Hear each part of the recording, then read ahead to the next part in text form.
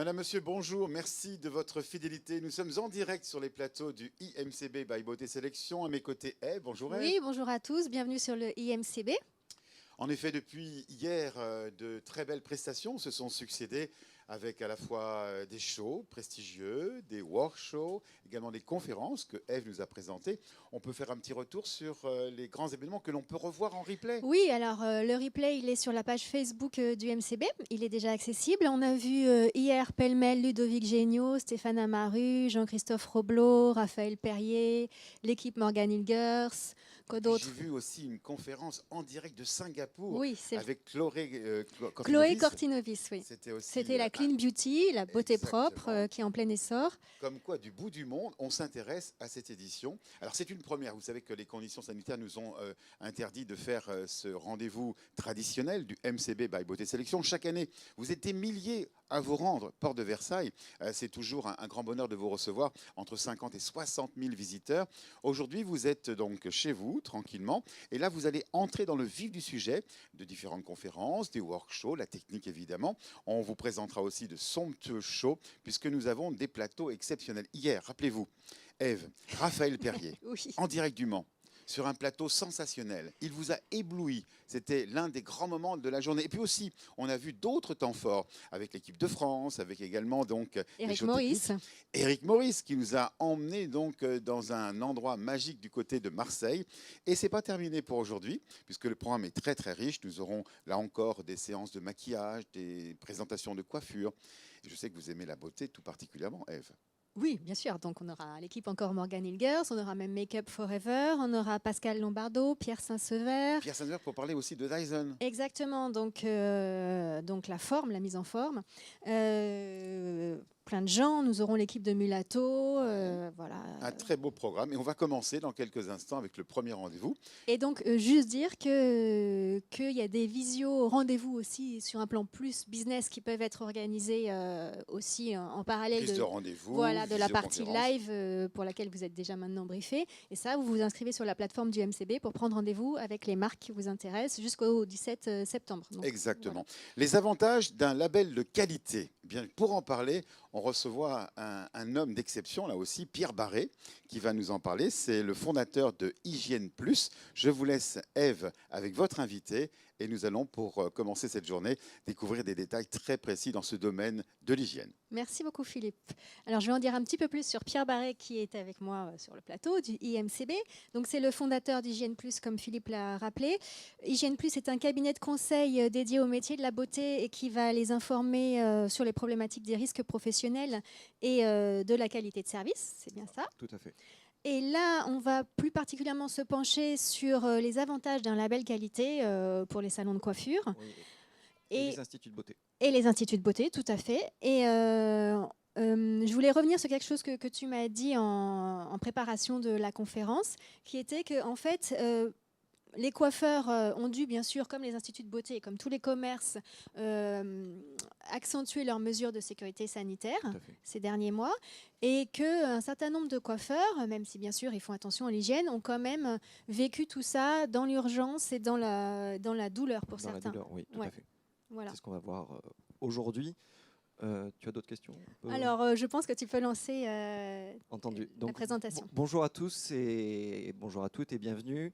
Je vous remercie de votre présence. Je tiens également à remercier l'organisation qui met tout en œuvre pour vous présenter des événements de grande qualité.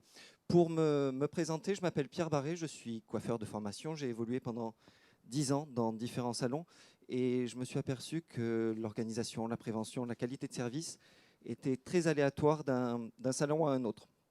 Et j'ai créé Hygiène Plus en 2005 afin de répondre avec des coiffeurs aux problématiques rencontrées dans nos propres salons. Pour y parvenir, je me suis entouré de compétences afin de pouvoir apporter des réponses adaptées aux problématiques des salons dans leur développement et surtout des indépendants. Donc aujourd'hui, nous allons parler pendant une vingtaine de minutes sur cette présentation et ensuite nous pourrons répondre à vos questions. Donc au niveau du constat du secteur, on s'aperçoit qu'il y a un isolement des coiffeurs, un isolement professionnel. On tend à remarquer que les coiffeurs ne sont pas confrères, ils sont concurrents et qu'il y a un manque d'accompagnement. Mis à part certaines franchises, On voit que les coiffeurs sont seuls dans leur développement, seuls face à leurs questions. Et il existe également des réseaux comme Community ou d'autres où il y a un réel accompagnement. Oui. Mais les autres restent quand même très seuls. Mais ils cherchent quand même à se regrouper. Hein. Tout à fait, sauf qu'ils restent concurrents. Oui. Ensuite, il y a les besoins en formation. Trop peu de coiffeurs se forment et il y a un manque de dynamisme dans les salons au niveau de la formation qui permet également de fidéliser les collaborateurs. Et enfin, il y a une connaissance aléatoire de l'hygiène. L'hygiène qu'on apprend en CFA, puisque nous sommes partenaires de plus de 72 CFA de CMA, c'est-à-dire que nous sensibilisons à peu près 10 000 apprenants par an à l'hygiène. Mais après, en milieu professionnel, c'est très aléatoire. Donc, un petit rappel sur l'hygiène, c'est-à-dire qu'il y a le règlement sanitaire départemental de 1955, où il y a une obligation de désinfecter le matériel pour chaque client afin de ne transmettre aucune infection contagieuse. Ensuite, ce règlement répond aux mesures habituelles qui ont été renforcées par le Covid avec toutes les contraintes que vous avez aujourd'hui au niveau des masques, au niveau des distances, au niveau du nombre de personnes dans votre établissement. Et surtout, il y a les modes de désinfection. On peut considérer qu'il y a 3 modes de désinfection. Le premier est le mode de désinfection par essuyage avec des lingettes sur les surfaces, sur votre mobilier et sur le matériel, qui va être complété par la désinfection par pulvérisation avec des sprays. Et ensuite, on peut évoquer la désinfection par trempage. Je tiens à apporter une précision au niveau des stérilisateurs à UV. Faites très attention, la stérilisation à UV n'est pas reconnue comme telle puisque la stérilisation répond au médical selon des protocoles très stricts et il n'y aura jamais marqué sur un stérilisateur l'activité bactéricide, fongicide et virucide. Et on ne connaît pas non plus l'usure des lampes. Donc, ce que tu recommandes finalement pour plus de simplicité pour les coiffeurs, pour nettoyer, désinfecter, c'est d'utiliser des lingettes et des sprays. Et surtout, dans les avantages de ce qu'on va voir par la suite de l'expérience client, c'est de le faire devant la cliente. La cliente aujourd'hui a besoin d'être assurée. On a besoin de moments de remonter dans un stress positif puisqu'on ne sait pas qui était la cliente qui est passée avant. D'accord. Donc, au lieu de se cacher, finalement, ils peuvent avoir le réflexe de se cacher. Au contraire, il vaut mieux le valoriser. Tout à fait. Le mettre en avant, ce qu'ont compris de nombreuses franchises, de grands groupes, pour qui l'hygiène fait partie de leur ADN. Et le fait de le mettre en avant améliore la relation de confiance avec les clients. Et ensuite, il y a le choix des produits désinfectants.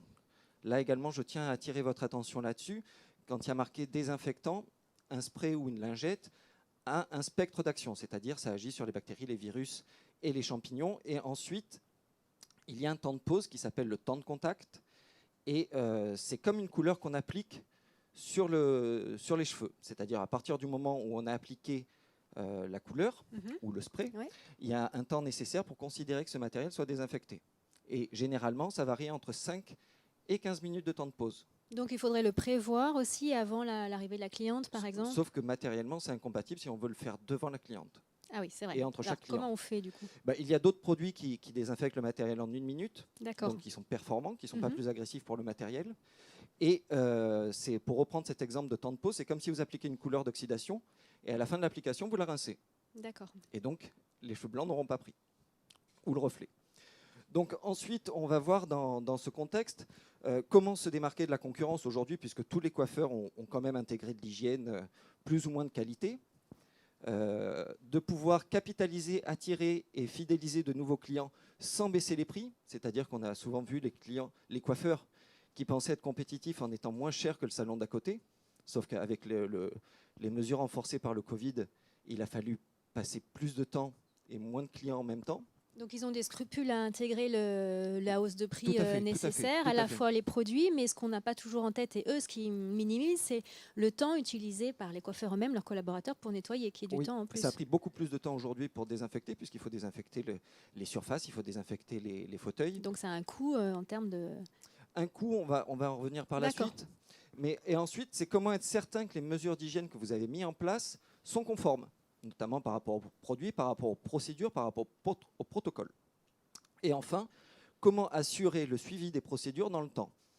Déjà, aujourd'hui, après quelques mois, on peut voir qu'il y a un relâchement dans les salons au niveau de l'hygiène. D'accord. Ça se voit là, ça se Oui, ressent. tout à fait. Donc, un label qualité, c'est un levier de développement. Donc, c'est pour fédérer les collaborateurs. Ce qu'on voit dans la plupart des salons, c'est que les réunions en salon sont à 95% sur le chiffre, sur la revente et sur les objectifs. Il y a très rarement des réunions où les collaborateurs peuvent s'impliquer dans la vie du salon. Qu'est-ce qu'on peut faire pour améliorer au niveau de nouveaux produits, de formation, de nouveaux services et du service qualité dans le salon. Donc ça va être d'attirer et de fidéliser les clients. Une cliente peut être très bien coiffée, mais si une brosse tombe par terre ou il y a quelque temps, si un peignoir était réutilisé, comme on le sait pour plusieurs clientes, la cliente peut aller dans un autre salon à cause de cela. Ensuite, ça va être de répondre à la réglementation. On va voir au niveau de la réglementation interne tout ce que peut vous demander l'inspection du travail et de la réglementation en matière d'hygiène. Et enfin, c'est de communiquer sur des valeurs fortes recherchées aujourd'hui par les consommateurs. Les consommateurs, que ce soit vous également, vous êtes des consommateurs, ça va être de rechercher des valeurs qui peuvent être le bio, des valeurs qui peuvent être des garanties. Et le label qualité est une garantie pour vos clients. Et donc ça, c'est très important au niveau de la communication, de rassurer. Et le fait de mettre en place des processus très simples, naturels et que la cliente le voit, permet de rassurer la cliente et vos collaborateurs également. Et du coup, juste pour faire un petit point, le label qualité, pour toi, c'est une grande partie, c'est les questions d'hygiène, mais ça englobe plus de choses. Ah, tout à fait. Un label qualité, déjà, on va le voir, ça va être un audit des performances internes et externes. Donc en interne, on va voir tous les documents et les affichages obligatoires. D'accord. Ensuite, on va voir tout ce qui va être lié à la prévention des risques professionnels, puisque les accidents du travail ou les maladies professionnelles peuvent impliquer la responsabilité légale de l'employeur et handicaper le salon si un collaborateur est amené à être absent. Où il y a de grandes difficultés de recrutement aujourd'hui, on les connaît. Et ensuite, ça va être la vérification périodique des installations. Puisqu'il y a 3 types au niveau des vérifications. Ce sont la ventilation, tout ce qui va être lié à la protection incendie, et les vérifications des installations électriques. D'accord, donc ce qui concerne la sécurité au sens large, tout à fait. Là, c'est des la sécurité clients comme des collaborateurs. Tout à fait. On est sur 2 axes, la sécurité des collaborateurs avec la sécurité de la structure du salon et la sécurité des clients. D'accord. Donc en externe, au niveau de l'audit des performances, un audit c'est une analyse, c'est une photo à un instant T. Donc on va analyser les processus qualité et l'expérience client. L'expérience client, c'est l'ensemble des émotions et des sentiments de votre cliente avant, pendant et après sa visite chez vous. C'est-à-dire ça commence depuis l'extérieur avec la propreté de la vitrine, le nettoyage de l'espace devant le salon et jusqu'à après sa visite, votre identité sur les réseaux, l'hygiène, l'accueil, un ensemble de l'expérience client. Et ensuite, il y a l'aspect développement durable qui est très important. Avec la gestion des déchets, des produits plus respectueux de la nature et de la santé, et la gestion de l'énergie et des ressources. Donc, une fois qu'on a fait cet audit interne sur les performances internes et externes, on propose un plan d'action. Ce plan d'action va viser on va dire à la conformité de l'activité et avec la mise en place des documents et des affichages. Il y a encore de nombreux salons de coiffure qui n'ont pas de document unique. Et ça, c'est une faute. Et qui ont un document unique et qui vont le laisser dans un tiroir. Et tu peux rappeler l'importance du document unique ? Le document unique, c'est l'audit du salon avec un plan de prévention sur tout ce qui va être prévention des risques professionnels. Tout ce qui peut être lié aux aménagements pour assurer et garantir la santé et la sécurité des salariés. Donc ça, c'est très sous-estimé, c'est mis dans un coin. Ah, tout à fait. On l'a comme on pourrait avoir un autre document, alors qu'il faut le voir comme le livre de bord du salon. D'accord. Ensuite, ça va être le plan de prévention des risques professionnels. Nous, on le voit puisque je suis habilité par la Directe en tant que préventeur, et ce qui nous permet, soit pour des salons adhérents, partenaires, soit pour d'autres salons, de pouvoir évaluer les risques, parce que comme la coiffure, la prévention reste un métier, et lorsqu'on est au salon, on ne voit plus les risques. Et c'est de pouvoir permettre, lorsqu'il y a un contrôle, de prendre en charge le contrôle, de pouvoir interagir avec l'inspecteur du travail, l'inspection, la médecine du travail, le chef d'entreprise, de piloter le rapport dans l'intérêt de la santé et de la sécurité des salariés. Et ensuite, ça va être la vérification périodique des installations. Comme je vous disais, il y a la ventilation, les extincteurs, les sociétés passent chaque année sans prévenir. Et ensuite, il y a la vérification des installations électriques. Et cette vérification est très importante puisque c'est une mesure d'assurabilité et qui est un des premiers documents demandés par l'inspection du travail en cas de contrôle et qui permet et d'entretenir l'installation et de pouvoir effectuer des réparations et être assuré en cas d'incendie. D'accord. On a une question sur le Bien chat, assez intéressante. Le label qualité est-il aussi possible pour un coiffeur freelance? Bien entendu, puisque nous avons dans nos coiffeurs partenaires des coiffeurs à domicile, des coiffeurs qui sont dans le milieu du spectacle, mais qui veulent apporter des garanties pour les sociétés pour lesquelles ils travaillent dans le milieu du spectacle, par exemple, ou à domicile Pour leurs clients. Pour leurs clients. D'accord. De toute façon, ils sont tous soumis normalement aux mêmes, à la même obligation de désinfection. obligations. Ouais. Oui, tout à fait. D'accord. Alors, s'ils n'ont pas de collaborateurs, il n'y a pas les risques à gérer. Au niveau de la santé au travail, Ouais. mais par exemple, on peut conseiller d'utiliser des gants en nitrile, on peut quand même accompagner au niveau de la santé. Puisque Oui, leur propre santé. Tout à fait. D'accord. Et ensuite, voilà, comme je vous disais, cet ensemble de plans d'action interne va amener à la conformité de l'activité, tant au niveau des documents, de la santé au travail et de la sécurité des lieux. Ensuite, il y a le plan d'action externe, c'est-à-dire de mettre en avant ces processus qualité, comme on en discutait il y a quelques instants, de pouvoir le faire devant la cliente, avec un système d'éducation en interne où ce n'est pas l'employeur qui impose ces mesures d'hygiène, c'est l'équipe qui adhère à un projet. Pour lesquels on leur fournit un ensemble de supports vidéo pédagogiques pour animer des réunions et continuer à mettre en place tout ça. Ensuite, ça va être l'optimisation de l'expérience client. Donc avec plusieurs points que nous allons voir par la suite. L'objectif, c'est 100% d'une cliente satisfaite. Et ensuite, c'est de pouvoir améliorer tout ce qui est éco-responsabilité avec la mise en place de sacs pour le recyclage des cheveux, de poubelles pour tout ce qui va être déchets chimiques et de pouvoir accompagner également sur la gestion de l'eau, la gestion de l'énergie, passer avec des LED et de mettre en place. Donc c'est une vraie large palette d'actions à faire et à valoriser. Ah oui, à mettre en avant, Ouais. c'est ce qu'on va voir après sur la charte qualité, de pouvoir mettre en avant les engagements pris par le salon pour communiquer sur des valeurs fortes recherchées par les consommateurs. Par un affichage, j'imagine, notamment. Ouais. Tout à fait. Affichage sur la vitrine, affichage dans le salon. Comme ça, la cliente qui passe devant le salon peut voir ces valeurs qui sont mises en place et peuvent rappeler également dans le salon auprès des clientes, mais aussi auprès des collaborateurs, les engagements qui ont été pris. Du coup, on peut se dire, parce que pas mal de coiffeurs qui nous écoutent ou d'instituts peuvent se dire, le vivre comme une contrainte. C'est peut-être ce que tu expérimentes dans tes clients. Oui, certains me disaient avant Covid que l'hygiène prenait trop de temps, mais mis bout à bout, quand on le fait en 1 minute, on ne peut pas coiffer une cliente de plus.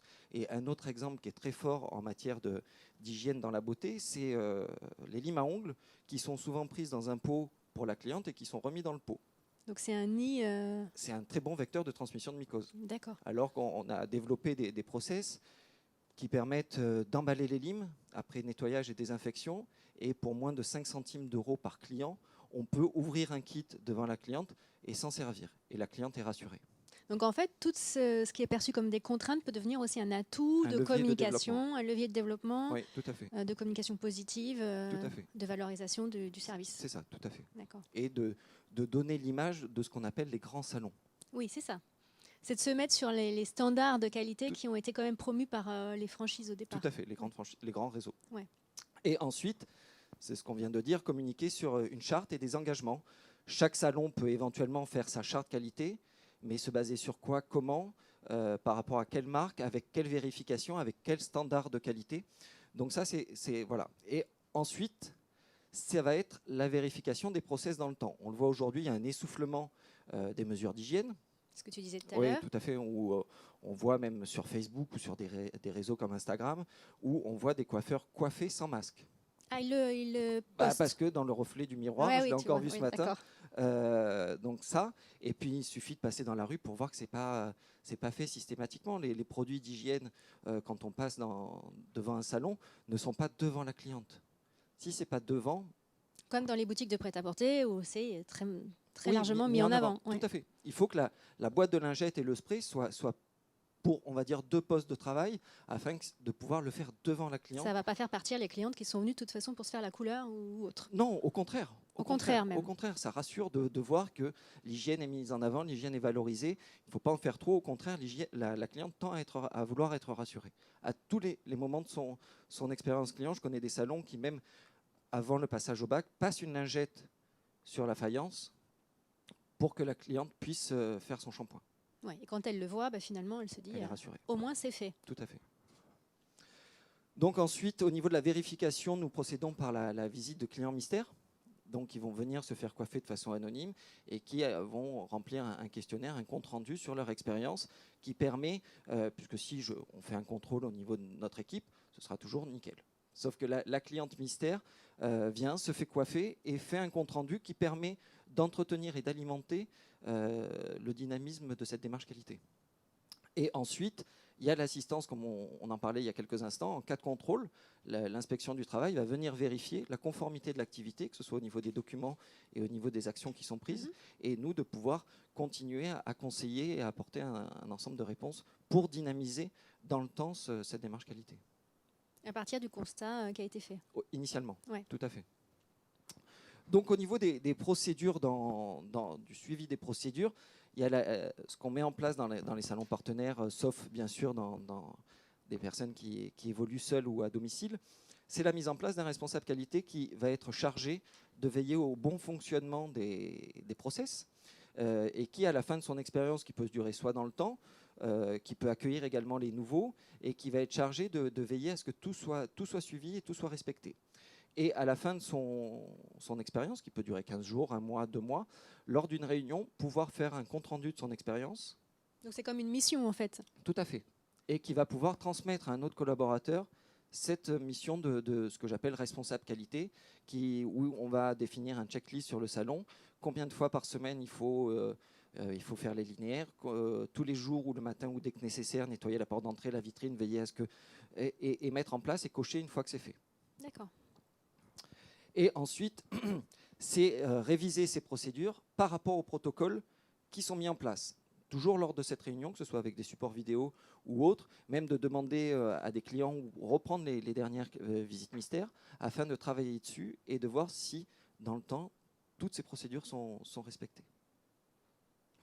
Et ensuite, c'est le choix des produits.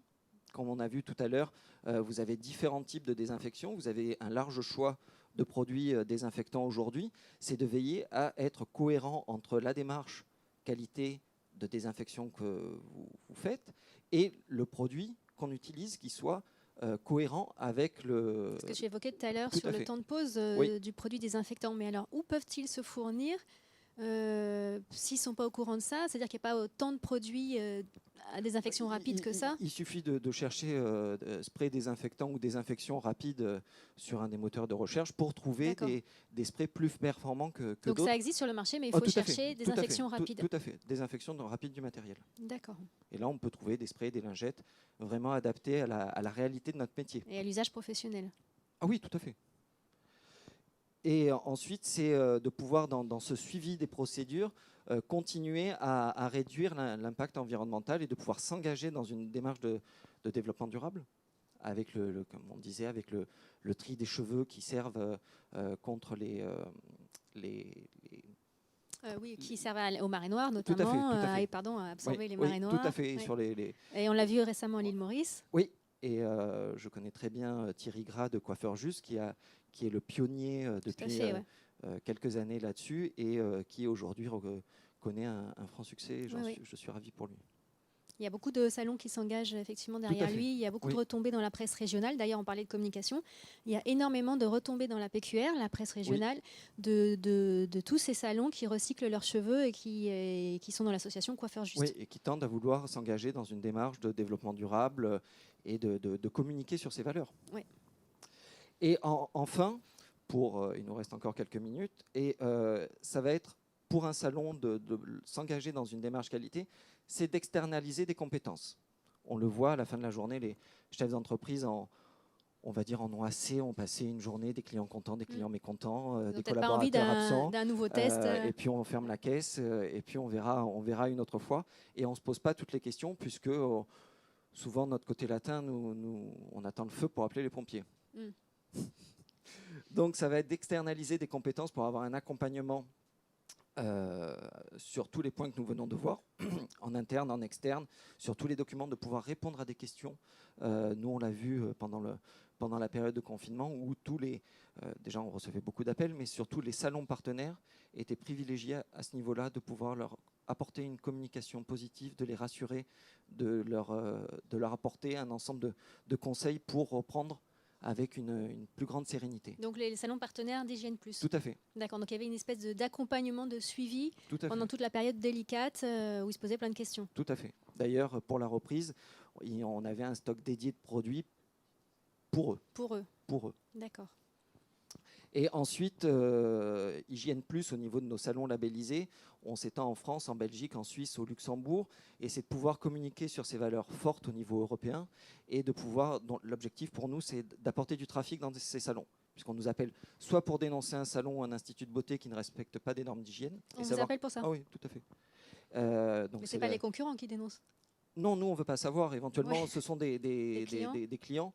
Donc, c'est la DDPP qui, éventuellement, va dans le salon incriminé pour constater. Mais on le sait très bien, dans des petits villages, il suffit qu'il y ait un contrôle d'hygiène ou que ça n'aille pas pour que ça se répande comme une traînée de poudre, et ça fait des dégâts. Et ensuite, ça va être... On a évalué un coût produit dans ce label qualité à moins de 10 centimes d'euros par client. Ce qui permet d'intégrer un faible investissement qui est obligatoire aujourd'hui, et de pouvoir apporter des garanties aux consommateurs sur une hygiène de qualité et devant eux. Et un coût donc dérisoire quand même. Tout à fait.